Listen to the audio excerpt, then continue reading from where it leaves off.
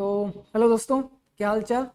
तो इससे पहले अपन ने current electricity, gravitation, unit and dimension और वर्क पावर एनर्जी की असाइनमेंट डिस्कस कर ली थी। तो आज जो असाइनमेंट होने वाली है वो है एनएलएम पर।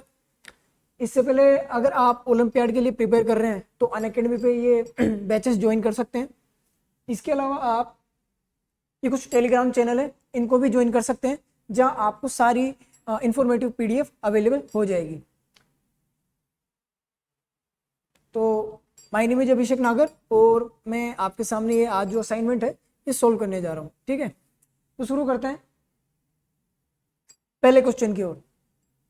With what acceleration a shown the elevator descends so that the block mass m exert a force of mg/10 on the weighing machine।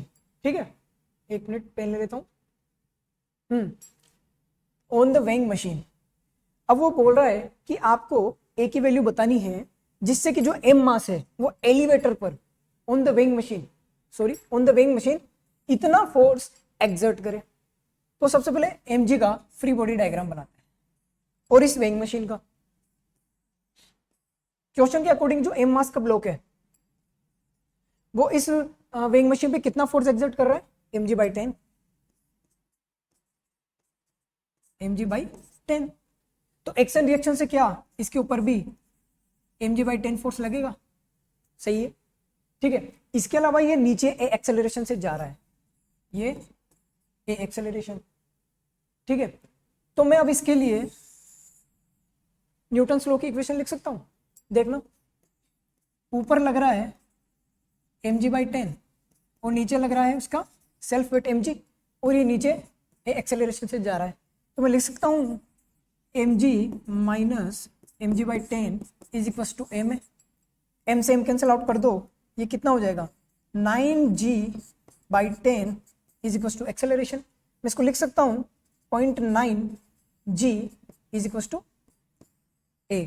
कौन सा ऑप्शन मैच हो रहा है अपना, C option is correct. Okay, अगले question की ओर चलते हैं।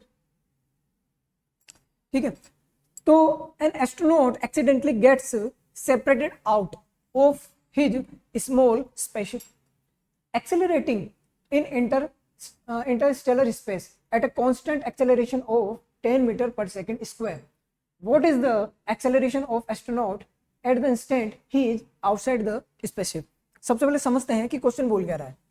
क्वेश्चन बोल रहा है मान लो ये एक स्पेसशिप है, ठीक है, और ये 10 मीटर पर सेकेंड स्क्वायर से आगे की ओर जा रही है या किसी भी डायरेक्शन में जा रही है।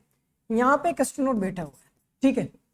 अगर मैं अभी इस इंस्टेंट पे पूछूं कि इस मेन का एक्सेलरेशन कितना है, तो आप क्या बोलोगे कि 10 मीटर पर सेकेंड स्क्वायर।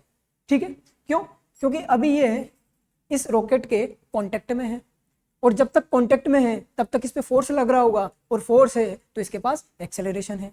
ठीक है, अब वो बोलता है कि जब ये मेन इससे अलग हो जाता है तब इसका एक्सेलरेशन कितना होगा। ठीक है, तो जैसे ये इससे अलग हुआ तो इसका इस रॉकेट से कांटेक्ट हट गया, और जैसे ही कांटेक्ट हटा फोर्स कितनी हो गई, 0। तो इसका जो ये 10 metre per second square acceleration था वो अब इसको कितना हो जाएगा, कितना मिलेगा, नहीं मिलेगा। तो ये तो हो गया 0। अब आप सोच सकते हो कि सर इसके पास मास m है, तो क्या ये एक दूसरे को ग्रेविटेशनल फोर्स लगा सकते हैं एक दूसरे पे? तो इसका मास बहुत ही कम है। ठीक है, क्वेश्चन में दिया भी होगा, लिखा नहीं है, लेकिन इन दोनों के बीच का जो हमें फोर्स है वो नेग्लेक्ट करना है। तो इस वजह से जो एक्सेलरेशन आएगा दोनों के इंटरेक्शन से वो भी नहीं आएगा। और आसपास क्वेश्चन में नहीं दे रखा है लेकिन स्पेसिफिक है, तो आप सोच सकते हैं कि आसपास स्टार होंगे या फिर दूसरे प्लेनेट होंगे, वो भी फोर्स लगा सकते हैं सर। तो हम अभी उनको भी मान रहे हैं कि वो आसपास नहीं है या काफी दूर दूर है, तो उनकी वजह से जो फोर्स आएगी वो भी क्या हो जाएगी, 0 या नेग्लेक्ट कर सकते हैं। तो इस पर नेट कितना फोर्स हुआ, F net is equal to 0। F net is equal to 0, तो आप सोच सकते हो कि ये चीज स्पेसशिप में तैर रही है, बिल्कुल। ठीक है, देखा भी होगा स्पेसशिप को तैरते हुए अंतरिक्ष में। तो इसका आंसर हो जाएगा 0 मीटर पर सेकेंड स्क्वायर, क्योंकि एक्सटर्नल टोटल एफ नेट कितना है इस पे, 0। ठीक है, तो अगला क्वेश्चन देखते हैं हम कि as shown in figure the left block rest on a table. ठीक है, एट डिस्टेंस फ्रॉम एल दी हुई है, the edge while the right block is kept at the same level, ठीक है, so that the thread is unstretched and does not sag and then released, ठीक है, what will happen first. देखते हैं, सबसे पहले बोल रहा है कि left block reach the edge of the table. वो बोल रहा है कि जो ये ब्लॉक है वो सबसे पहले यहाँ पे पहुंच जाएगा जब तक वो यहाँ पे पहुंचेगा। कंपेयर कर लेते हैं एक बार, ठीक है। तो मान लो कि ब्लॉक स्टार्टिंग में यहाँ पे था, कुछ टाइम बाद ये ब्लॉक मान लेते हैं यहाँ पे आ गया, ठीक है, ये M ये M। तो जब ये यहाँ पे आ गया होगा, ठीक है, तो जैसे ही आगे किसका, तो क्या उसको एक्स्ट्रा रस्सी मिल गई होगी और वो उस एक्स्ट्रा रस्सी की हेल्प से थोड़ा नीचे कहीं यहाँ पे आ गया होगा, ठीक है, मान लेते हैं। अब मैं मान रहा हूं कि ये जो एंगल है वो थीटा है, मान लिया मैंने। तो क्या ये एंगल कितना हो जाएगा, थीटा हो जाएगा क्या। और अभी रस्सी में टेंशन T मान के चल रहा हूं। तो सबसे पहले इसके लिए इक्वेशन लिखते हैं। M मास का ब्लॉक है, इधर टेंशन लग रहा है, तो क्या मैं लिख सकता हूं T is equal to M A1। अगर मैं इसका एक्सेलरेशन इधर A1 मान लूं, इस ब्लॉक के लिए सर कितना होगा, अभी मैं हॉरिजॉन्टल में इक्वेशन लिख रहा हूं, ठीक है। तो अगर मैं इस ब्लॉक के लिए बात करूं तो टेंशन इधर लग रहा है और ये एंगल थीटा है, तो ये कितना हो जाएगा इधर T कोस थीटा, और इसका एक्सेलरेशन मैं मान लेता हूं इधर की ओर A2 जो कि हॉरिजॉन्टल में है। तो मैं यहां से लिख देता हूं T cos theta is equal to M A2। ये इक्वेशन फर्स्ट, ये इक्वेशन सेकंड, दोनों को डिवाइड करता हूं तो 1 upon cos theta is equal to A1 by A2, ठीक है। तो यहाँ से मैं लिख सकता हूँ कि जो A2 होगा वो A1 इंटू कोस थीटा हो जाएगा, ठीक है। अब देखो कोस थीटा की जो वैल्यू है वो 0 to 1 वेरी करती है, ठीक है। और जैसे जैसे हम थीटा बढ़ाएंगे कोस थीटा की वैल्यू क्या होती जाएगी, कम होती जाएगी। तो जैसे जैसे ये नीचे आएगा, दिखा देता हूं मैं, तो अगला क्वेश्चन आ गया। तो जैसे जैसे ये नीचे आएगा ये एंगल भी क्या होगा, बढ़ता जाएगा।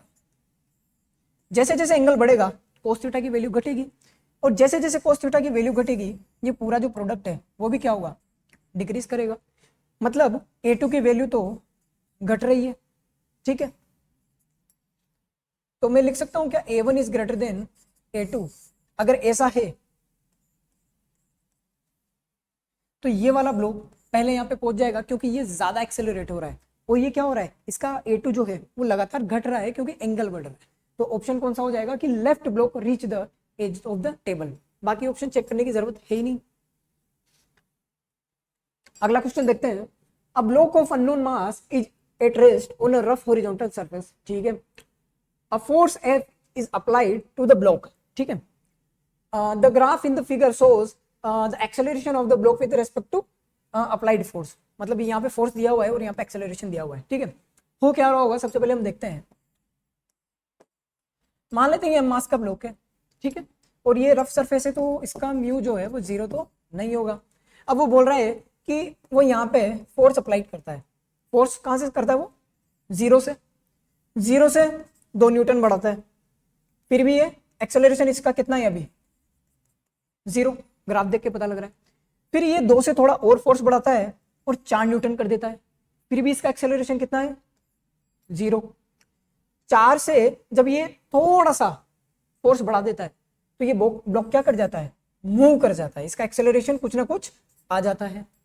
तो मतलब मैं बोल सकता हूं कि जब F 4 न्यूटन है तो उस समय जो फ्रिक्शन होगा वो स्टैटिक होगा और मैक्सिमम होगा, ठीक है। और स्टैटिक फ्रिक्शन की मैक्सिमम वैल्यू कितनी होती है, म्यू एम जी के बराबर। तो मैं यहां से लिख सकता हूं कि 4 is equal to mu M G. ये मेरी फर्स्ट इक्वेशन है, ठीक है। मुझे 2 चीजें निकालनी है, मेरे पास एक इक्वेशन है तो दूसरी इक्वेशन की भी मेरे को जरूरत पड़ेगी। यहां ढंग से देखो कि जब F की वैल्यू 10 है तो एक्सेलरेशन कितना है, 3।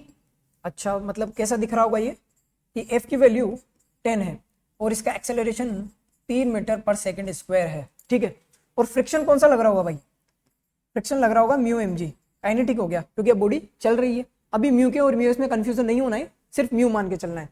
तो यहां से तुम लिख सकते हो कि 10 minus mu M G is equal to M A. लिख सकते हो नहीं लिख सकते? लिख सकते हैं सर। तो यहां से म्यू एम जी की वैल्यू मैं वहां से लिखने वाला हूं 4, ठीक है। तो 10 minus 4 is equal to M A की वैल्यू कितनी है 3 मीटर पर सेकंड स्क्वायर, ये कितना होगा 6/3 एम। तो एम की वैल्यू आ गई यहाँ से 2, ठीक है। एम की वैल्यू कितनी आ गई 2 kg, ओके। ऐसा यूनिट में है सब। अब मुझे म्यू की वैल्यू निकालनी है। इस इक्वेशन में मैं एम की वैल्यू डाल देता हूँ।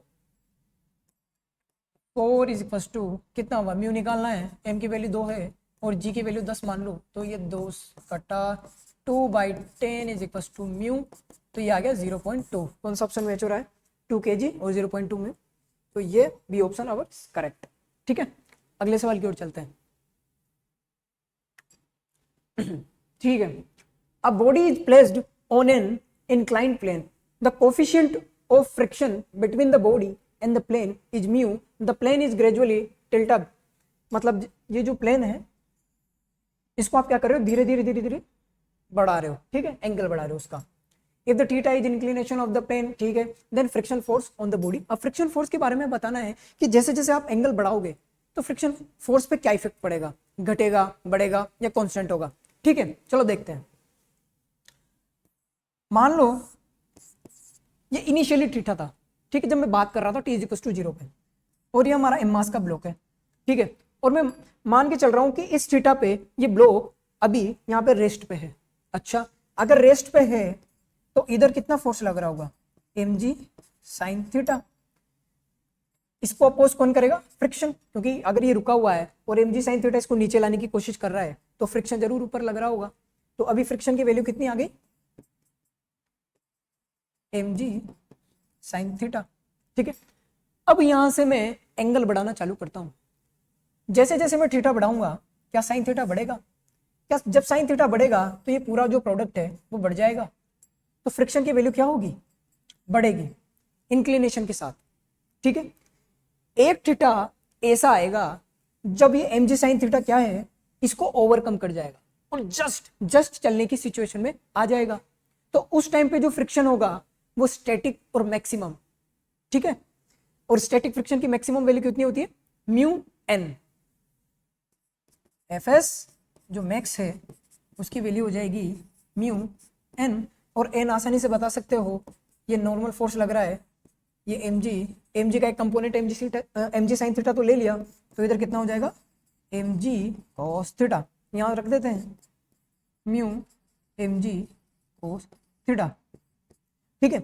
अब ये वो जो फ्रिक्शन है ये वो फ्रिक्शन है जब mg sin थीटा इतना ज्यादा हो गया कि ब्लॉक जस्ट चलने की स्थिति में आ गया। अब जैसे जैसे तुम थीटा बढ़ाओगे cos थीटा घटेगा, cos थीटा घटेगा तो म्यू mg cos थीटा वाली पूरी टर्म्स क्या होगी, घटने लग जाएगी। ये पूरी टर्म्स जब घटेगी तो क्या फ्रिक्शन भी जो है वो घटने लग जाएगा। तो मतलब जैसे जैसे आप थीटा बढ़ाते हो तो पहले तो जो फ्रिक्शन होता है वो बढ़ता है, एक टाइम के बाद वो घटने लग जाता है। तो देखते हैं कौन सा ऑप्शन सही है, ठीक है। यहां से अपन ऐसा करते हैं, थीटा की वैल्यू म्यू की टर्म्स में निकाल लेते हैं। ये हो जाएगा कि जब फ्रिक्शन स्टैटिक जो है वो अपनी मैक्सिमम वैल्यू पे चला गया, मतलब mu mg cos theta, friction की वैल्यू कितनी होगी म्यू mg cos थीटा, और इसको जस्ट हम बराबर कर देते हैं sin थीटा के, ठीक है, मतलब जस्ट चलने वाला है mu mg cos theta. mg से mg कटा तो ये कितना आया tan theta is equal to mu और theta is equal to tan inverse mu, ठीक है। तो मतलब जैसे जैसे आप थीटा बढ़ाओगे तो फ्रिक्शन बढ़ेगा, उसके बाद क्या होगा वो डिक्रीज करने लग जाएगा। कहाँ तक, थीटा के इस तक, यहाँ तक थीटा बढ़ा रहे हो तो फ्रिक्शन क्या है बढ़ रहा है। जैसे इससे ज्यादा थीटा ले गए फ्रिक्शन क्या हो गया कम होने लग गया। तो कौन सा ऑप्शन सही हो जाएगा इसका, कांस्टेंट अप टू कांस्टेंट तो देखो रहने नहीं वाला, increase up to theta, increase up to theta and decrease after that, तो जो बी ऑप्शन है वो हमारा करेक्ट हो जाएगा, ठीक है। ठीक है, अगले क्वेश्चन के बारे में बात करते हैं। A block is placed on a rough horizontal surface and a horizontal force is applied to its shown in the figure, ठीक है। The force F is increased from 0 to small step, पहले force 0 थी फिर 0.1 0.2 ऐसा कुछ कुछ करके force बढ़ा दी। The graph between the applied force and the friction force F is plotted by taking equal scales on axis the graph। अब आपने को इन चारों में से बताना है कौन सा ग्राफ होगा, ठीक है। चलो यहाँ पे आ जाते हैं। मान लेते हैं initial t is equal to 0 पे जो हमने फोर्स लगाया वो 0 है। अब जब फोर्स 0 है तो उसे कौन रजिस्ट करेगा? भाई कोई नहीं करेगा। जब बॉडी चलना ही नहीं चाह रही तो रजिस्ट क्यों करेगा? तो फ्रिक्शन की वैल्यू भी कितनी होगी? 0। ठीक है, टेबल बना लेते हैं। ये फ्रिक्शन, जब फोर्स की वैल्यू 0 है तो फ्रिक्शन की वैल्यू कितनी हो जाएगी? 0। ठीक है, अब आपने फोर्स बढ़ाया, मान ले 1 न्यूटन कर दिया। जैसे मैंने 1 न्यूटन किया, मैं देखता हूं कि बॉडी अभी भी नहीं चल रही है। ठीक है, ऐसा मैं ऑब्जर्व करता हूं। तो फ्रिक्शन की वैल्यू मतलब जरूर कितनी की होगी? अगर मैं इधर 1 न्यूटन फोर्स लगा रहा हूं और मैं मान रहा हूं कि बॉडी नहीं चल रही है, ऑब्जर्वेशन मैंने देखा एक्सपेरिमेंटली, तो जरूर इस पर इधर भी 1 न्यूटन की फोर्स लग रही होगी, मतलब जो फ्रिक्शन लगा रहा होगा तो 1। मैंने फिर 2 न्यूटन लगाया, अभी भी बॉडी नहीं चली, तो फ्रिक्शन की वैल्यू 2। ठीक है, ऐसे करते करते मैं एक ऐसे फोर्स पे पहुंच गया, मान लो 10 न्यूटन, कि जब जैसे ही मैंने 10 न्यूटन फोर्स लगाया, अब बॉडी जस्ट चलना स्टार्ट हो गई। क्या होगी? बॉडी जस्ट चलना स्टार्ट हो गई। तो अभी फ्रिक्शन की वैल्यू 10। ठीक है, उसके बाद जब आप अब 10 से ज्यादा फोर्स बढ़ाओगे तो बॉडी क्या होगी? चलने लग जाएगी। बॉडी चलने लग जाएगी मतलब इधर इसके पास वेलोसिटी आ जाएगी और जो फ्रिक्शन की वैल्यू है वो कांस्टेंट हो जाएगी। ठीक है, और अभी तक जो हम फ्रिक्शन था जो लगातार बढ़ता जा रहा था, इसे हम बोलते हैं स्टैटिक फ्रिक्शन। ठीक है, जो कि चेंज होता रहता है, इसका नेचर है। और अभी जो फ्रिक्शन लग रहा है जब बॉडी चलने लग गई, ये फ्रिक्शन होगा काइनेटिक फ्रिक्शन। और काइनेटिक फ्रिक्शन जो होता है वो कांस्टेंट होता है, जिसकी वैल्यू होती है, पढ़ी होगी आपने, म्यू एन। अब इस कंडीशन में म्यू एम जी। ठीक है, चलो ग्राफ प्लॉट करते हैं। तो जब फोर्स 0 था, इधर फ्रिक्शन इधर फोर्स ले लेते हैं। ठीक है, तो जब फोर्स 0 था तो फ्रिक्शन भी 0। जब फोर्स 1 है तो फ्रिक्शन कितना है? 1। जब 2 है तो फ्रिक्शन कितना है? 2। ऐसे करते करते हम कहां तक पहुंच गए? 10 तक। ठीक है, तो तुम देख पा रहे हो कि ये एक स्ट्रेट लाइन है। इसका सर स्लोप कितनी है? स्लोप आसानी से निकाल सकते हो, 45 डिग्री। मैथ में पढ़ा होगा कि अगर y is equal to X होता है तो स्लोप जो हो जाती है वो 1 होती है, मतलब theta is equal to 45 degree. ठीक है, यहाँ तक तो मुझे समझ में आ गया। देखिए कौन सा ऑप्शन मैच हो रहा है? स्ट्रेट लाइन ऑफ स्लोप 45, ठीक है। Straight line parallel to F axis, ना। Straight line parallel to F axis, ना। Straight line slope 45 degree. अभी तक तो पहला और फोर्थ ऑप्शन मैच हो रहा है। फॉर स्मॉल एफ, ठीक है, and straight line parallel to F axis for longer large F. जैसा कि हमने देखा है कि 10 न्यूटन के बाद जो फोर्स जो फ्रिक्शन फोर्स की वैल्यू है वो क्या हो जाएगी? कांस्टेंट हो जाएगी। ठीक है, तो उसके बाद ये जो ग्राफ होता है वो कांस्टेंट हो जाता है। ठीक है, ये स्टैटिक फ्रिक्शन की मैक्सिमम वैल्यू है। मान लो कि 10 पे जस्ट चलना शुरू हुआ था तो यहाँ 10 मान लो। ठीक है, तो ये स्टैटिक फ्रिक्शन की मैक्सिमम वैल्यू, और ये जो फ्रिक्शन है वो है एफ के, और ये जो फ्रिक्शन है वो है एफ एस। तो फोर्थ ऑप्शन हो जाएगा सही, क्योंकि इसमें बोला भी गया है कि straight line parallel to F axis, जैसे जैसे आप फोर्स बढ़ाते हो, और ये दिख भी रहा है। ठीक है, आई होप समझ में आया होगा। अगले क्वेश्चन की तरफ चलते हैं कि 3 blocks with masses m 2m 3m है, और ये जो सारे मास है कांस्टेंट वेलोसिटी से ऊपर जा रहे हैं, बोला भी गया होगा। आफ्टर अपवर्ड फोर्स, मतलब जो एफ फोर्स लगाया इस पे, the masses move upward at a constant, important है, ध्यान देना, speed v। What is the net force on the block of mass 2m? ठीक है, बहुत सिंपल सा क्वेश्चन है, न्यूटन्स की इक्वेशन अप्लाई करता है। फ्री बॉडी डायग्राम बनाओ सबसे पहले। मान लो ऊपर से T1 टेंशन लग रहा है, ये लगा दिया भाई। नीचे से ये वाला थ्रेड जो है वो T2 टेंशन लगा रहा है, ठीक है भाई, लगा दिया। और इसका सेल्फ वेट भी तो लग रहा होगा, प्लस 2mg। ठीक है, ये कांस्टेंट वेलोसिटी से जा रहा है ऊपर, या बोल सकते हैं स्पीड, क्योंकि डायरेक्शन तो पता ही है, अभी ऊपर जा रहा है। तो चूंकि स्पीड कांस्टेंट है तो एक्सेलरेशन 0। ठीक है, अब एक्सेलरेशन 0 हो गया तो मैं लिख सकता हूं कि T1 minus T2 plus 2mg is equal to ma। A तो 0 हो गया, और ये जो पूरा टर्म्स है ये होता है एफ एक्सटर्नल नेट, जो 2m पे लग रहा है, और ये कितना हो गया? 0। तो यहां से कौन सा ऑप्शन सही हो जाएगा? यहां से बी ऑप्शन सही हो जाएगा। ठीक है, अगला सवाल है, a block is projected on a rough horizontal surface with mu s and mu k 0.4. Its initial velocity is 8 metre per second. The total distance traveled by till 3 second.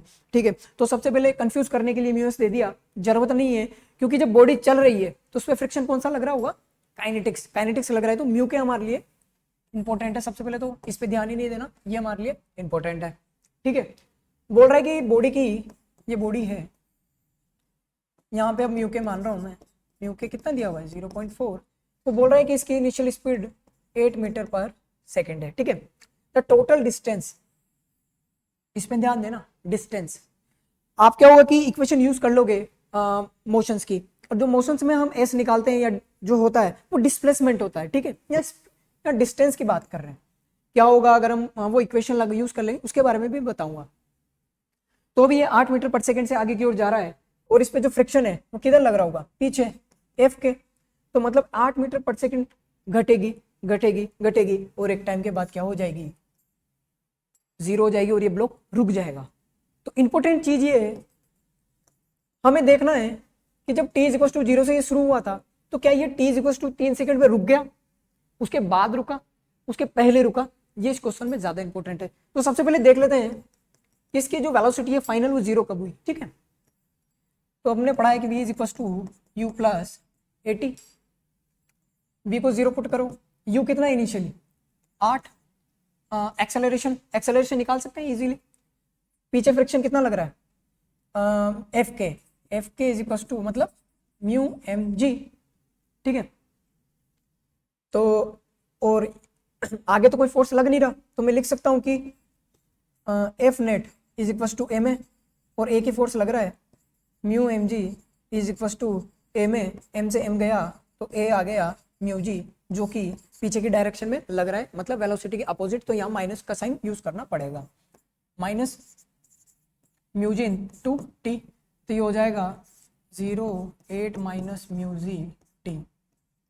यहाँ से तुम टी की वैल्यू निकाल लो, T की value आ जाएगी 8 upon 0.4 into 10 मतलब 2 second. तो कहने का मतलब है कि T is equal to 2 second पे ही इसकी वेलोसिटी जीरो हो गई, ये यहीं पे रुक गया और पूछा कि जब t is equal to 3 second है तो कितना चल चुका होगा. तो भाई t इज इक्वल टू 3 पे तो ये हिला ही नहीं होगा. 2 3 4 5 तो कितना ही पूछ ले, डिस्टेंस तो कितनी ट्रेवल किए, इतनी ही की है. तो निकाल लो. S is equal to U T plus half A T square. या तो तुम इससे निकाल सकते हो, t is equal to 2 second में पूछा है ना, निकाल लो. इनिशियल स्पीड कितनी है इसकी 8, और ये हो जाएगा 2. ठीक है, -1/2. एक्सेलरेशन कितना है 2, और टाइम 2 सेकेंड मतलब 2 का स्क्वायर 4. तो ये हो जाएगा 16 माइनस 4 कितना आ रहा है, 1 minute. H is equal to U T plus half A T square. ठीक है, 1 मिनट. एक्सेलरेशन कितना है, म्यू जी के बराबर है ना, सॉरी थोड़ा लिख लेते हैं इधर. H is equal to you T मतलब 8 इंटू 2 माइनस हाफ. एक्सेलरेशन कितना है म्यू जी, कैलकुलेट कर लेते हैं. म्यू की वैल्यू 0.4 इंटू जी की वैल्यू 10 मतलब 4 मीटर पर सेकेंड स्क्वायर. यहाँ पे 4 आता और 2 का स्क्वायर कितना हो गया 4. ठीक है, 16 माइनस 8 तो कितना आ गया 8 मीटर डिस्टेंस. कौन सा ऑप्शन मैच हो रहा है, okay B option is matching. ठीक है, ठीक है. ये मोमेंट ऑफ ये इनर्शिया का, सॉरी ये इनर्शिया का अच्छा क्वेश्चन है कि in the situation shown in the diagram it is possible to make the coin drop in the glass by hitting the card sharply. आपने किया भी होगा अगर पे एक्सपेरिमेंट. यहाँ पे मैं बता देता हूँ कि अभी जो फ्रिक्शन है वो 0 है. ठीक है, अगर होगा तो क्या होगा वो बताऊंगा. तो होगा क्या, इस बॉडी का फ्री बॉडी डायग्राम बनाओ, इस सिक्के का. इस पे mg नीचे लग रहा होगा और नॉर्मल फोर्स ऊपर लग रहा होगा. अभी ये कार्ड पे रखा हुआ है. ठीक है, आपने कार्ड को हॉरिजॉन्टली फोर्स दी, फ्रिक्शन 0 है तो जो हॉरिजॉन्टल फोर्स होगा क्या वो सिक्के को मिल पाएगा, नहीं मिल पाएगा. कार्ड तो आगे निकल जाएगा और सिक्का जैसे ही कार्ड नीचे गया अपने सेल्फ वेट की वजह से यहाँ पे गिर जाएगा. इतनी बात समझ में आ गई? सर अगर फ्रिक्शन होता तो क्या होता? देखो फ्रिक्शन होता तो अगर तुम सिक्के पे बैठ जाते तो तुम्हारे रेस्पेक्ट में जो कार्ड है वो क्या होता? मूव करता। तो जो फ्रिक्शन है म्यू एम जी, या जो फ्रिक्शन है वो एक्ट करता, ठीक है, क्योंकि जो फ्रिक्शन है वो रिलेटिव मोशन को अपोज करेगा। तो वहां से फिर पता नहीं, हो भी सकता था ये खिसक जाए या ये कार्ड के साथ आगे गिर जाए, ठीक है, वी कांट से एनीथिंग, हो सकता है ये ऐसे गिर जाए। बट अभी फ्रिक्शन जीरो है तो हॉरिजॉन्टली कोई फोर्स नहीं मिला, तो अपने सेल्फ वेट की वजह से क्या है, ये डायरेक्ट यहाँ से नीचे गिर जाएगा। तो इसका ऑप्शन हो जाएगा ए इज ट्रू, कि हाँ ये गिर जाएगा ड्यू टू इज इनर्शिया, ठीक है। रीजन है कि रीजन इज करेक्ट, ठीक है, रीजन इज करेक्ट क्योंकि इनर्शिया है उसका रुकने का, तो वो रुका हुआ था, तो एक्सप्लेनेशन करेक्ट भी है, ठीक है। तो ए ऑप्शन इसका हो जाएगा correct. Okay, in the arrangement shown figure all surfaces are frictionless and pulley and string are tight, light. The masses of the blocks are m1 की वैल्यू दी है 20 और m2 की वैल्यू दी है 30 kg. The acceleration of masses m1 m2 will be is if f is equals to 180 Newton is applied according to figure. ठीक है sir, कुछ ऐसा figure दिया हुआ है, m2 की वैल्यू मेरे को दी हुई है 30 और m1 की वैल्यू कितनी दी हुई है 20, f1 बोला है कि 180 है, तो आपको बताना है इन दोनों ब्लॉक का एक्सेलरेशन कितना होगा, ठीक है, बता देते हैं। तो ये पुली है, यहाँ पे एक और पुली से कनेक्ट है, पुली कैसे कनेक्ट है, ओके थोड़ा गलत हो गया, अभी करते हैं सही। ये पुली, ये लगाया एफ फोर्स, ठीक है। देखो रस्सी में पूरी जगह टेंशन सेम रहनी है, अगर मैं इसको F4 से खींच रहा हूं तो इधर भी कितना होगा, T is equal to F हो जाएगा, सही है। तो इस 20 kg वाले ब्लॉक पे F इधर लग रहा है, मतलब 180 न्यूटन, तो लिख देंगे कि 180 F net is equal to M है, M कितना है 20, एक्सेलरेशन निकल जाएगा आसानी से 9 मीटर पर सेकेंड स्क्वायर, ठीक है, ये तो आसानी से निकाल लोगे। इंपॉर्टेंट है M2। तो देखो तुम्हें पता लगाना है कि M2 चलेगा या नहीं चलेगा, तो आपको ये देखना पड़ेगा कि M2 पे कौन से फोर्सेस लग रहे हैं। आपको ये नहीं देखना है कि M2 दूसरों पर कितना फोर्स लगा रहा है, क्योंकि आपको स्टडी किसकी करनी है, M2 की। तो M2 पे देखना पड़ेगा कि कौन कौन से फोर्सेस लग रहे हैं। तो M2 को फ्री बॉडी डायग्राम बनाते हैं M2 की। ये पुली, ये टेंशन इधर, ये टेंशन इधर, और ये वाली पुली इधर, ये टेंशन इधर, ये टेंशन इधर, ठीक है। मैंने बोला कि स्ट्रिंग में पूरी जगह टेंशन सेम है क्योंकि पूरी एक ही स्ट्रिंग है, ठीक है, और टेंशन की वैल्यू कितनी है F, ये भी F, ये भी F और ये भी F। हॉरिजॉन्टल में F लग रहा है और वर्टिकल में भी F लग रहा है, तो कैंसिल आउट हो जाएंगे, ठीक है। और ये T और ये T, ये भी दोनों एक दूसरे को कैंसिल कर देंगे, ठीक है सर। mg और n वो दोनों बराबर होंगे क्योंकि हम मान के चल रहे हैं जो ये M2 है इसने ग्राउंड को नहीं छोड़ा है, तो ओवरऑल इस पे F नेट कितना हो गया, 0 हो गया, हॉरिजॉन्टल वर्टिकल सब जगह। तो F नेट इक्वल टू 0, तो M2 into A is equal to 0, तो एक्सेलरेशन की वैल्यू कितनी आ गई 0। तो कौन सा ऑप्शन सही हो जाएगा इसका, ओके, तो इसका फर्स्ट ऑप्शन इज करेक्ट, ठीक है। आगे चलते हैं। हाँ, अगला सवाल बोल रहा है कि figure shows a wedge of mass 2 kg, ठीक है, resting on a frictionless floor, mu is equal to 0 दिया हुआ है। A block of mass 1 kg is kept on the wedge and the wedge is given an acceleration 5 metre per second square. पूरे system को इधर 5 metre per second square acceleration दे दिया है, ठीक है। अब हमको इन 4 ऑप्शन में से बताना है कि कौन सा सही है, ठीक है। पहला ऑप्शन है block will remain stationary with respect to wedge, तो वेज पे बैठ के देख लेते हैं अगर उसके बारे में बात की जा रही है तो, ठीक है।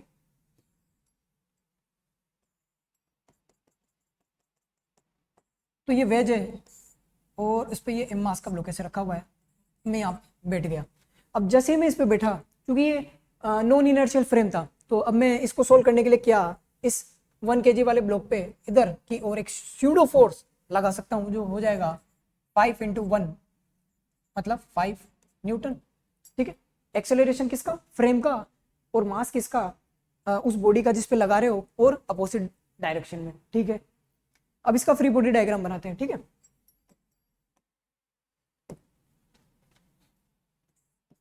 इसका इधर सेल्फ वेट mg और इधर कितना लग रहा होगा नॉर्मल फोर्स। अब देखते हैं इसका फ्री बॉडी डायग्राम। ये m मास की बॉडी है, mg n, ये इधर 5 न्यूटन, ठीक है ठीक है।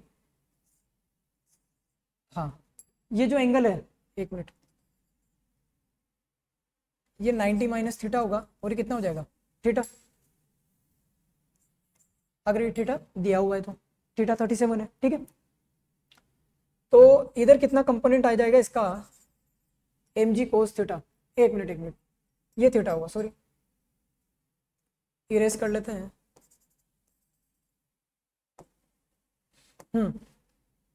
ये हो जाएगा थीटा, तो इधर क्या आ जाएगा mg कोस थीटा कंपोनेंट और इधर की तरफ mg साइन थीटा, ठीक है।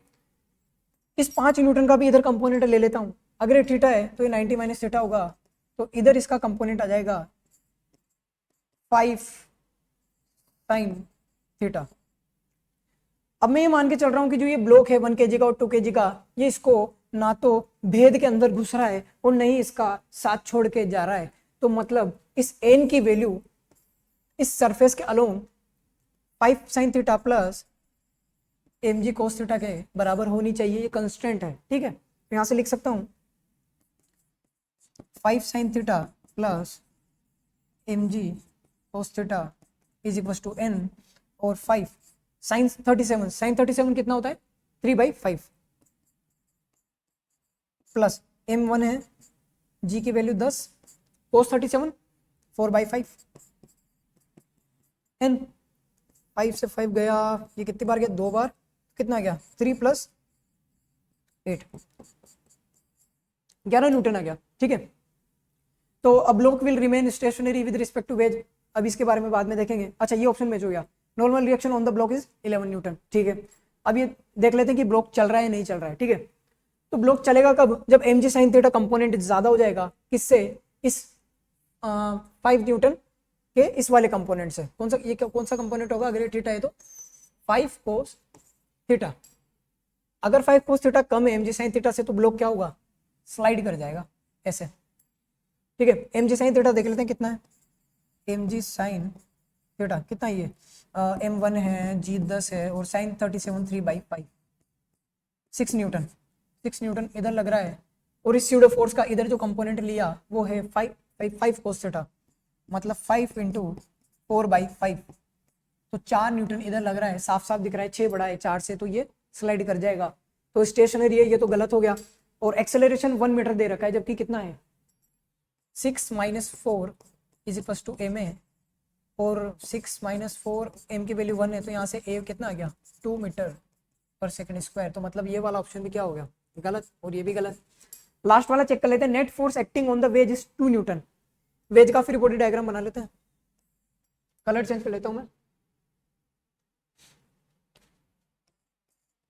तो वेज पे एक तो नॉर्मल फोर्स ग्राउंड से लग रहा होगा n1 मान लो, तो इसका सेल्फ वेट mg, ठीक है, और इधर की साइड कितना लग रहा है n, ठीक है। अब वो बोल रहा है कि जो ये n है ये 2 न्यूटन है, ठीक है। तो निकाल के देख लेते, ठीक है। हमारे पास नॉर्मल की वैल्यू कितनी आई थी 11, ठीक है, जबकि वो कितना बोल रहा है 2 न्यूटन, तो ये तो साफ साफ ऐसे ही गलत हो गया, ठीक है। तो net force acting on the block wedge is 2 newton is incorrect, ठीक है, क्योंकि mg और n तो एक दूसरे को बैलेंस कर रहे हैं, या बोल सकते हैं इस n का ये वाला जो कंपोनेंट है वो और mg मिलके n1 को बैलेंस कर रहे हैं, ठीक है।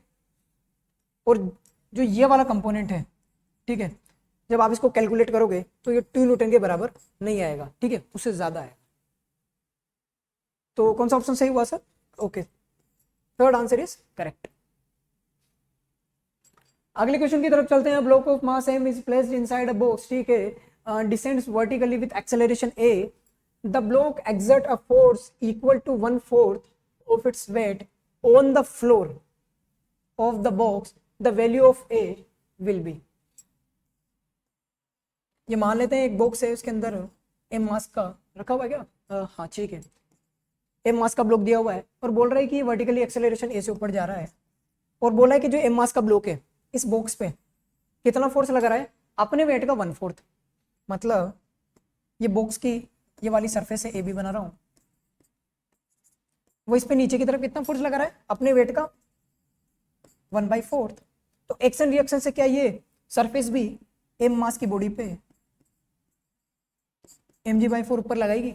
अब इस एम मास का फ्री बॉडी डायग्राम बनाते हैं।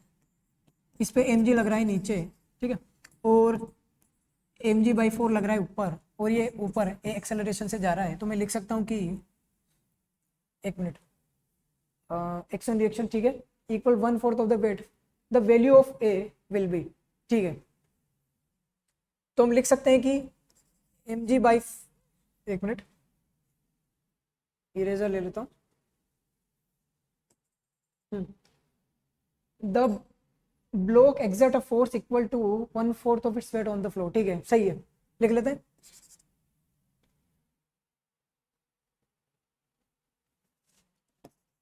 mg/4 minus mg is equal to ma, m से m कट गया, तो कितना आ गया g/4 minus g is equal to a, यहाँ से -3g/4 आ गया। मतलब ये जो ब्लॉक है वो डीएक्सेलरेट हो रहा है। तो आंसर कौन सा सही हुआ? अभी साइन पे ध्यान मत देना, 3g/4, ठीक है, डाउनवर्ड। ओके, अगले सवाल की तरफ चलते हैं। Force act for 20 second on a body of mass m 20 kg। Body का मास m कितना दिया हुआ है 20 kg, और इस पे 20 सेकंड के लिए एक फोर्स लगाई जाती है t इज इक्वल टू 0, और 20 सेकंड तक फोर्स लगाई जाती है। तो ये आगे खिसक गया होगा t is equal to 20 second पे, ये ब्लॉक यहाँ आ गया होगा, ठीक है। उसके बाद बोला कि after which the force ceases, मतलब अब ये फोर्स हटा ली गई है t is equal to 20 second पे, then the body describes 50 metre in the next 10 second. अब चूंकि फोर्स हटा ली पर तो कुछ ना कुछ तो वेलोसिटी इधर आई गई होगी, तो इस वेलोसिटी से ये आगे मूव कर गया होगा। तो हमें बताना है कि नेक्स्ट 10 सेकंड में यहाँ से कितना मूव कर जाएगा, मतलब t is equal to 30 second, time interval कितना है 10 सेकंड, ठीक है। The value of force will be, ठीक है। तो सबसे पहले तो यहाँ पे हमें फाइनल वेलोसिटी निकालनी है इसकी, तो मैं निकाल सकता हूँ v is equal to U plus A T से। इनिशियली कितनी है 0, ठीक है, क्योंकि स्टार्टिंग फॉर्म रेस्ट। तो यहाँ से v जो है वो आ जाएगा 80 के बराबर, a मतलब हो जाएगा f/m, एक मिनट, हाँ, a जो होगा वो होगा एक मिनट f/m के बराबर, और t कितना दिया हुआ है 20 सेकंड, f अपॉन मास, मास की वैल्यू कितनी है 20 kg, और ये 20 इज इक्वल टू v, 20 से 20 कटा तो v की वैल्यू कितनी आ गई f मैग्नीट्यूड में। तो यहाँ से v इज इक्वल टू कितना आ गया f के बराबर। अब मुझे निकालना है कि अगले 30 सेकंड में अगले 30 सेकंड में दिया हुआ है कि यहाँ से यहाँ तक, ठीक है, 50 मीटर डिस्टेंस ट्रेवल कर लेता है। मुझे f की वैल्यू बतानी है, ठीक है, आसानी से निकाल सकता हूँ मैं, क्योंकि अब f हट गया है तो एक्सेलरेशन कितना हो गया 0, एक्सेलरेशन 0, तो निकाल लो यहाँ से s is equal to ut plus half at square, ये टर्म 0 क्योंकि एक्सेलरेशन 0 हो गया, और s कितना है 50, ठीक है, u कितना दे रखा है इनिशियली f, और टाइम कितना है 10 सेकेंड। तो 10 से 50 कितनी बार कट जाएगा 5 बार, तो कितना आ गया 5 न्यूटन। यहाँ पे कंफ्यूज मत होना कि यहाँ पे sir t is equal to 30 लिखा है, क्योंकि मैं इक्वेशन यहाँ से लगाना शुरू कर रहा हूँ। तो अगर इसको t इज इक्वल टू 0 मान लो तो टाइम इंटरवल तो कितना है t is equal to 10 second, इस वजह से मैंने यहाँ पे 10 रखा है, ठीक है। चलो अगले क्वेश्चन की तरफ चलते हैं। अ block of mass 5 kg is placed on the at rest on the table of a rough surface. Now if a force of 30 Newton is applied in the direction parallel to the surface of the table, the block slides through a distance 50 meter in an interval of 10 second, ठीक है, 50 metre चल लेता है 10 second में। और क्या क्या information है, 5 kg का ब्लॉक है, फ्रिक्शन भी है, और फोर्स की वैल्यू दी हुई है। साफ साफ पूछा है काइनेटिक फ्रिक्शन बताना है, ठीक है, क्योंकि ब्लॉक चल रहा है तो फ्रिक्शन ऑफ कोर्स काइनेटिक ही होगा। तो बात कर लेते हैं कि क्वेश्चन क्या बोलना चाह रहा है। क्योंकि जो फोर्स है वो 30 न्यूटन अप्लाइड किया जा रहा है इस डायरेक्शन में, तो फ्रिक्शन इधर लग रहा होगा म्यू एम जी के बराबर, ठीक है। अब वो बोल रहा है कि इसका मास कितना है 5 kg और ये अगले 10 सेकंड में अगर t इक्वल टू 0 पे शुरू करूँ और t इक्वल टू 10 पे ख़त्म करूँ तो बोल रखा है कि डिस्टेंस कितनी ट्रेवल कर लेता है 50 मीटर। तो सबसे पहले तो क्या मैं इस बॉडी का एक्सेलरेशन निकाल सकता हूँ? यस, t सीधा लग रहा है और काइनेटिक फ्रिक्शन की मैक्सिमम वैल्यू म्यू mg के बराबर होती है, मतलब म्यू m कितना है 5 और g की वैल्यू 10, तो मतलब 50 म्यू। ठीक है, और इधर लग रहा है 30, तो मैं लिख सकता हूँ कि 30 minus 50 mu is equal to M A. ठीक है, क्योंकि एक्सेलरेशन इधर मान के चल रहा हूँ तो मतलब 30 ऑफकोर्स ज़्यादा ही होगा, तभी चल रहा है। तो एम की वैल्यू कितनी है 5, तो 30/5 minus 50/5 mu is equal to a. यहाँ से आया, यहाँ से कट जाएगा 6 माइनस कितना आ गया 10 म्यू आ जाएगा, 16 माइनस 10 म्यू। ठीक है, is equal to 6 minus 10 mu is equal to a. ये कितना आ गया हमारे पास एक्सेलरेशन है, टाइम है, डिस्टेंस है, तो जो पूछा है वो निकाल सकते हैं। ठीक है, निकाल लेंगे। तो यहाँ से डायरेक्ट तुम निकाल लो कि डिस्टेंस दी हुई है 50, S is equal to U T plus half A T square. ठीक है, और इनिशियली तो वो रेस्ट से शुरू कर रहा है, तो हाफ ए कितना है 6 माइनस 10 म्यू, और टाइम की वैल्यू कितनी दी हुई है 10 सेकेंड, मतलब इसका स्क्वायर होगा तो 100। 50 से ये कितनी बार गया 2 बार, 2 से 2 कटा, तो 6 इज इक्वल टू 10 म्यू। ठीक है, सही आ रहा है क्या आंसर? एक बार चेक कर लो। म्यू एम जी इधर लग रहा था, तो म्यू एम की वैल्यू 5 और जी की वैल्यू 10, तो 50। 30 minus 50 mu is equal to M है, और एम की वैल्यू कितनी है 5 दी हुई है ना, तो 6 और ये 10 म्यू। सही है, यहाँ से तो 0.6 आ रहा है आंसर। ऑप्शन में है क्या? ऑप्शन में तो है। ठीक है, एक बार इसको चेक कर लेना तुम, सही किया है ना अपने सब? एक मिनट रुको। ठीक है, 30 इधर लग रहा है और म्यू एम जी इधर लग रहा है। ठीक है, तो कितना हो गया म्यू एम जी? एक बार कैलकुलेट कर लो यार। आज मुझे ऐसा लग रहा है सॉफ्टवेयर थोड़ा गड़बड़ है, बार बार आगे पीछे हो रहा है। 30 इधर लगा और म्यू एम जी इधर लगा। ठीक है, 30 Newton force is applied in the direction of. ठीक है, तो यहाँ से निकाल लिया मैंने, कितना आया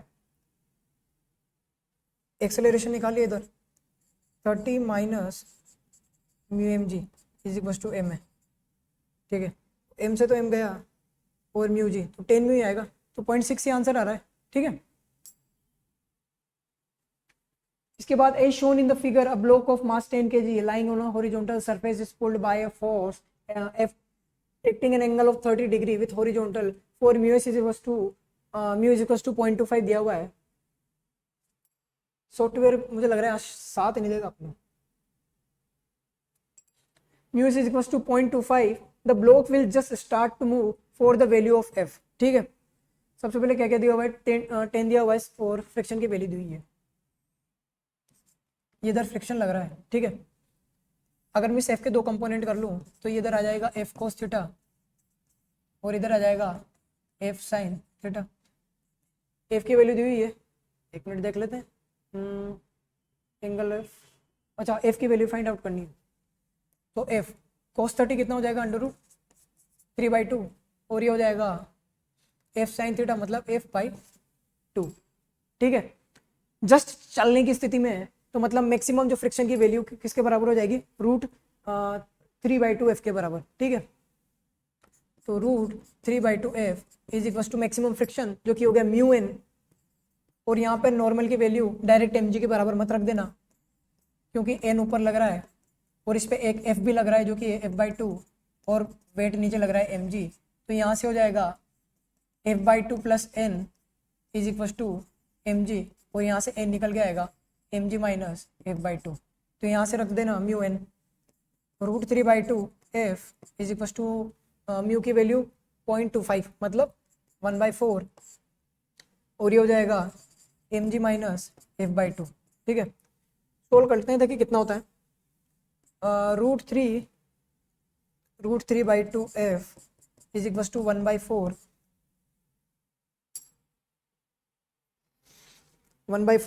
और mg दिया हुआ है मास, ये हो जाएगा 100 माइनस 100 - f/2। ठीक है, यहाँ से जब तुम f निकालोगे इस इक्वेशन को सोल्व करके, तो ये अप्रोक्स आंसर जो आएगा वो 22.22 के बराबर आएगा। ठीक है, तो 22 पॉइंट आई गेस नो, ये होना चाहिए 25.22। ठीक है, तो मुझे तो आंसर पता है, तुम्हें सोल्व करना पड़ेगा। ठीक है, तो ये इसका बी ऑप्शन सही हो जाएगा। और the force exerted by the floor on an elevator on the foot of a person standing there is less than the weight of the person if the elevator is going up slowing down। Option select करने हैं, क्या क्या बोल रखा है, the force exerted by the floor of a floor,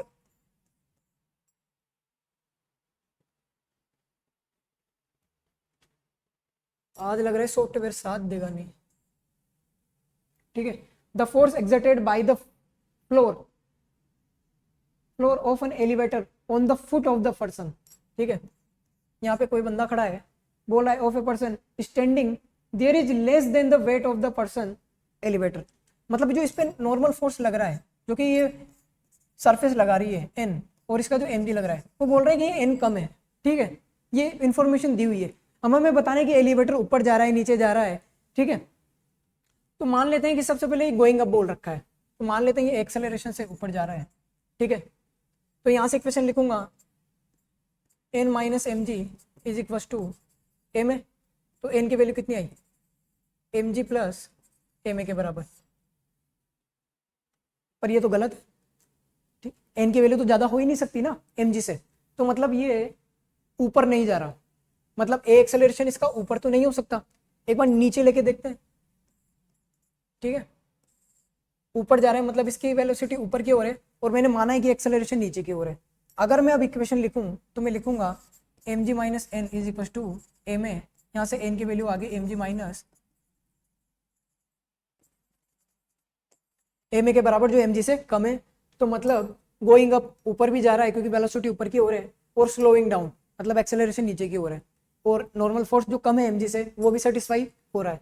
तो पहला option is correct. Going up speeding up, वो तो ऑप्शन गलत हो जाएगा। Going down and slowing down, ठीक है, ये चेक कर लेते हैं। गोइंग डाउन मतलब नीचे की ओर वेलोसिटी है, अब मैं मान रहा हूँ वो बोल रहा है स्लोइंग डाउन मतलब एक्सेलरेशन क्या है, ऊपर की ओर। तो अब लिख लो, ये आदमी है, नॉर्मल फोर्स ऊपर लग रहा है और ये नीचे mg लग रहा है, तो लिख लो n minus M G is equal to M A. यहाँ से फिर जो n की वैल्यू है वो mg से ज़्यादा आ रही है, देखो।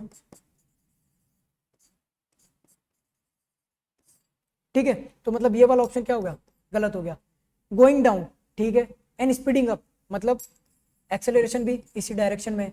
अब अगर इक्वेशन लिखूं तो हो जाएगा mg minus N is equal to M A, तो n की वैल्यू क्या आ गई mg माइनस एम ए, मतलब mg से कम, मतलब ये वाला ऑप्शन अपना क्या हो गया, सही हो गया।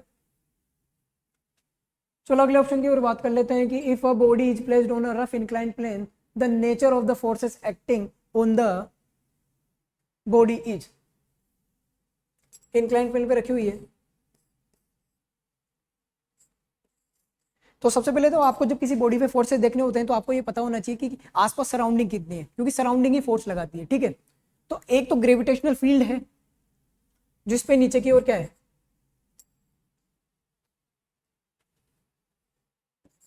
mg लगा रही होगी। ठीक है, ये तो हो गया gravitational.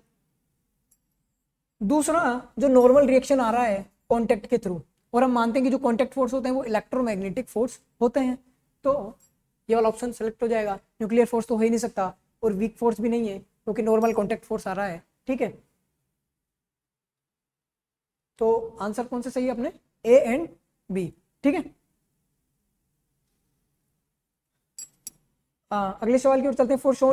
For shown situation normal reaction between A and B, और यहाँ पे जो नॉर्मल रिएक्शन दी हुई है वो N1 दी हुई है, और यहाँ पे जो नॉर्मल रिएक्शन दी हुई है वो N2 बोली हुई है। ठीक है, विच of the following statement is correct. ठीक है, सबसे पहले बोला है कि F1 is greater than F2। अगर F1 is greater than F2 है अगर F1 is greater than F2 है मतलब बॉडी इधर की ओर मूव कर रही होगी, और मैं अगर M1 M2 का फ्री बॉडी डायग्राम बनाऊं तो इस पे N1 इधर लग रहा है और N2 इधर लग रहा है। ठीक है, और M3 का फ्री बॉडी डायग्राम N2 इधर लग रहा है और F3 किधर लग रहा है, इस डायरेक्शन में। और चूंकि अब F1 is greater than F2 दिया हुआ है तो इनका एक्सेलरेशन दोनों का इस तरफ होगा। ठीक है, if F1 is greater than F2 then N1 is not equal to N2। बिल्कुल नहीं होगा, क्योंकि अगर N1 N2 के बराबर हो गया तो ये ब्लॉक तो रुक जाएगा, मतलब एक्सेलरेशन जीरो हो जाएगा, और ऐसा हो नहीं सकता। ठीक है, तो फर्स्ट ऑप्शन इज करेक्ट कि N1 N2 के बराबर नहीं है अगर F1 is greater than F2 है। ठीक है, F2 is greater than F1 देन N2 is greater than N1। अगर F2 F1 से ज्यादा है तो अगर F2 F1 से ज्यादा है तो बॉडी इस डायरेक्शन में मूव करेगी, तो मतलब इनका एक्सेलरेशन इस डायरेक्शन में आ जाएगा। ठीक है, उसके बाद बोला है कि N2 is greater than N1। अगर ऐसा हुआ तो इसके लिए मैं इक्वेशन लिखूंगा N2 minus N1 is equal to M A। तो मतलब जो मेरा जो दूसरा ऑप्शन है, ठीक है, वो भी क्या हो जाएगा, सही हो जाएगा कि N2 is greater than N1 है।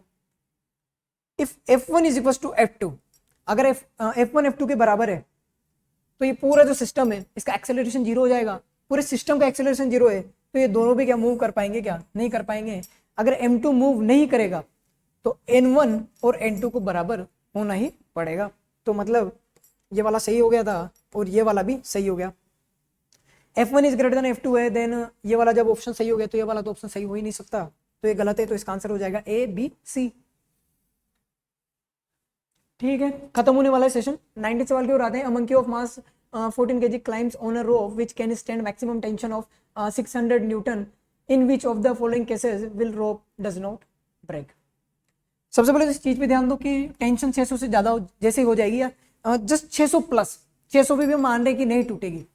जैसे टेंशन 600 प्लस हो जाएगी तो मान जाएंगे कि जो बॉडी है वो टूट जाएगी। ठीक है,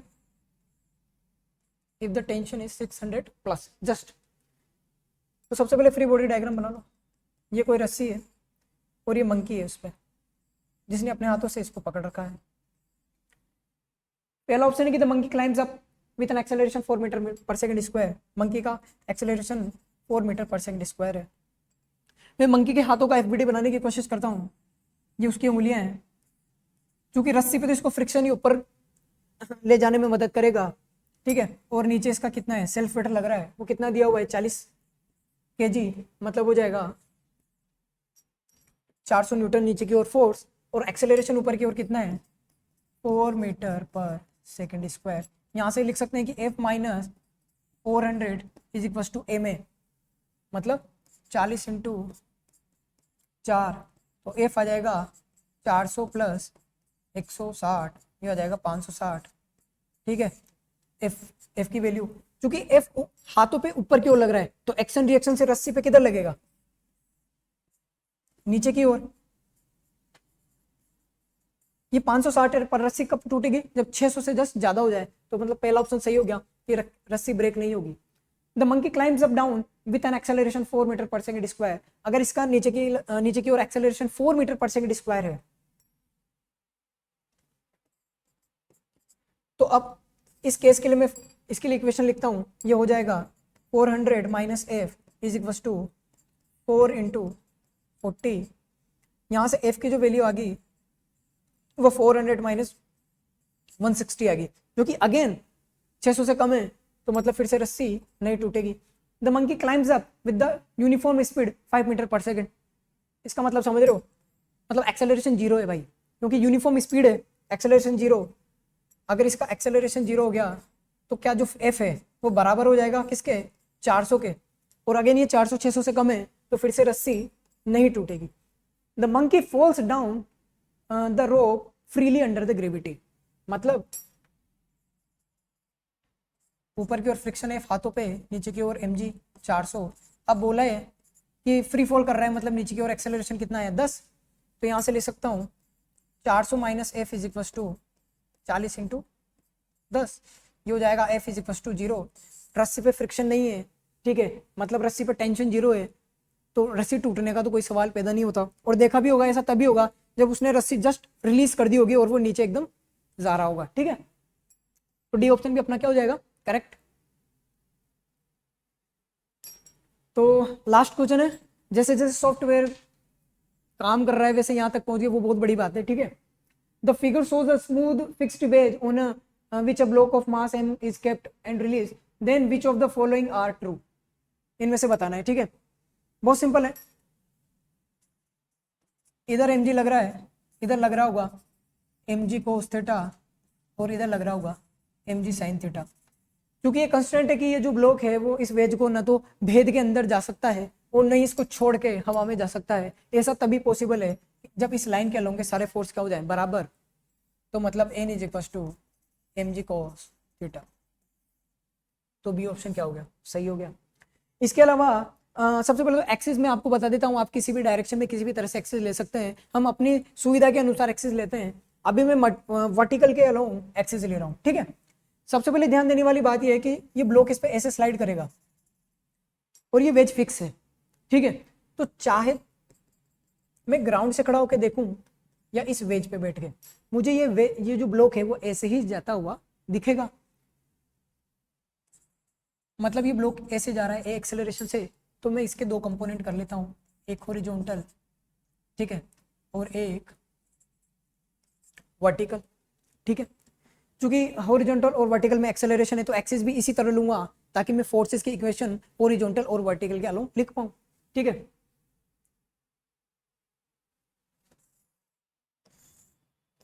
ठीक है, अब मैं लिखने जा रहा हूं कि जो ये n है, अगर ये थीटा है तो ये भी कितना होगा थीटा, तो ऊपर की ओर एक्ट कर रहा है n कोस थीटा, ठीक है, और नीचे की ओर एक्ट कर रहा है mg, ठीक है।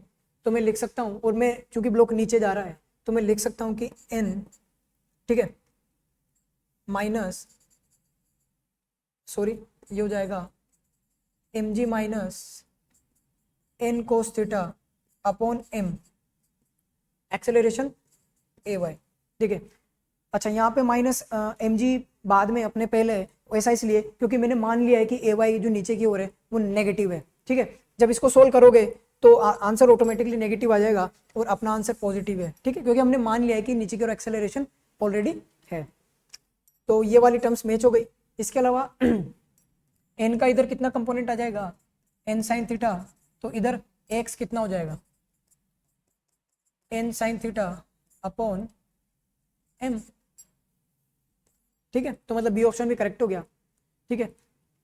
ये चीज समझ में नहीं आ रही, काफी इजी है। चूंकि अब ग्राउंड से और इस वेज से मुझे तो ये ब्लॉक जी साइन थीटा से इधर जाते हुए दिखेगा, असल में तो इसके पास एक्सेलरेशन इधर जी साइन थीटा है, नेट एक्सेलरेशन, ठीक है। तो क्या मैं अब इसके कंपोनेंट कर दूं क्या, अब मैं इसके कंपोनेंट कर दूं, ये एंगल थीटा हो जाएगा अगर ये थीटा है तो ए एक्स कितना हो जाएगा जी साइन थीटा कोस थीटा आई के, ठीक है। और इधर की ओर इसका कंपोनेंट हो जाएगा जी साइन थीटा जो कि नीचे की ओर है तो माइनस जे के, तो एक्स में तो ये हो गया और जे कैप में माइनस जी साइन स्क्वायर थीटा का आंसर आ गया, ठीक है। तो डी ऑप्शन भी करेक्ट हो जाएगा। तो दोस्तों 20 सवाल अपने कंप्लीट हो चुके हैं और सॉरी फॉर जो ये सॉफ्टवेयर थोड़ा लेग कर रहा था, बाकी अगले सेशन में नया चैप्टर वही 20 सवाल, ठीक है। Thank you very much.